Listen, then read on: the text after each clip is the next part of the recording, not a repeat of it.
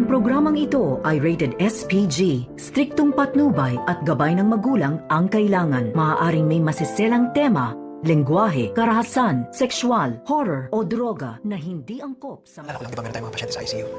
Nag-respond sila kapag kinakausap sila ng mga pamilya nila. Diba? What if gawin mo yung kay Sir Pepe? Baka makatulong. Awang-awa naman itong si Doc Lendon Javier habang naabutan niya itong si Annalyn Santos na tulog dito nga sa upuan sa labas ng kwarto ni Don Pepe. At dito naman na binigyan ni Doc Lendon ng unan itong si Annalyn nang sa ganon ay makatulog siya kahit papaano at hindi magiging pabigat itong kanyang hinihigaan ngayon. At dito naman na masinsinan din na kinausap ni Doc Lendon Javier itong si Annalyn na naalala daw niya nung ito'y nasa stage na ang kanilang pasyente na nasa ICU na sinusubukan ngang kausapin at nagre-response naman. Bakit daw hindi subukan ni Annalyn na yun ang gawin niya dito kay Lolo Pepe nang sa ganon ay makakatulong ito. Kaya hindi na nga nagpatumpik-tumpik pa itong si Annalyn, kaya agad na pumasok itong si Annalyn dito sa kwarto ni Don Pepe at kinausap niya itong kanyang lolo. At dito nga nabanggit ni Annalyn ang babae na dumalaw dito nga sa kanya at hindi naman kataka-taka dahil marami daw ang nagmamahal dito kay Sir Pepe dahil sa mabuting puso ato at mabait sa kapwa-tao. At dito nagulat itong si Annalyn nang mag-response na nga itong si Don Pepe at ito ay sign na naririnig niya itong mga sinasabi dito ni Annalyn. At dito naman na unti-unti na magkakamalay itong si Don Pepe at malalaman na nga niya na itong babaeng dumalaw dito sa kanya ay walang iba kundi apo niya rin ito na anak naman dito ni Giselle.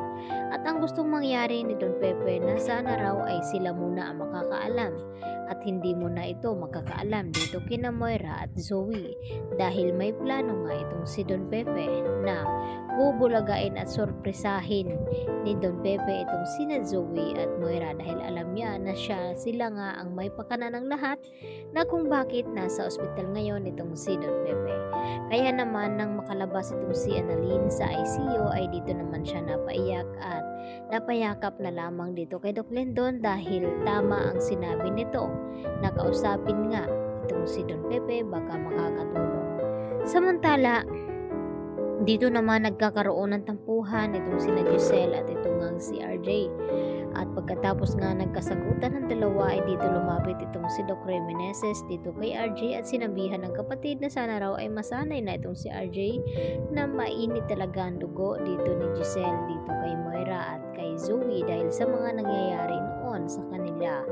Lalo pa ngayon na dapat hindi sila mag-away-away at dapat daw ay magkakasundo silang magkapatid dahil nasa stage ng critical na sitwasyon itong ang kanilang ama na si Don Pepe.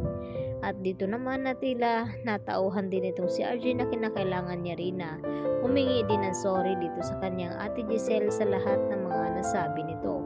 Dahil hindi naman sinadya ni Giselle na mapagbintangan itong si Zoe dahil hindi daw niya mapigilan ang kanyang galit dito sa mag-ina na ito dahil sa dami daw na ginawa sa kanila noon. Sa kabilang banda, nakauwi na nga itong si Lynette dito sa bahay nila Carlos at ganun pa rin na wala pa rin ng babago dahil na-trauma pa rin itong si Lynette kahit nagpasama na nga siya dito kay Chang Susan. Nang makarinig lamang ng kalaskas ng pintuan itong si Lynette ay agad naman na nababalikwa siya ng tulog at nagulat kung sino nga ang papasok, baka saktan siya muli. Yan ang ating pagkaabangan bukas mga kapuso, kaya dito lamang yan sa Abot Kamay na Pangarap. Yan lang po at marami pong salamat sa inyong panonood.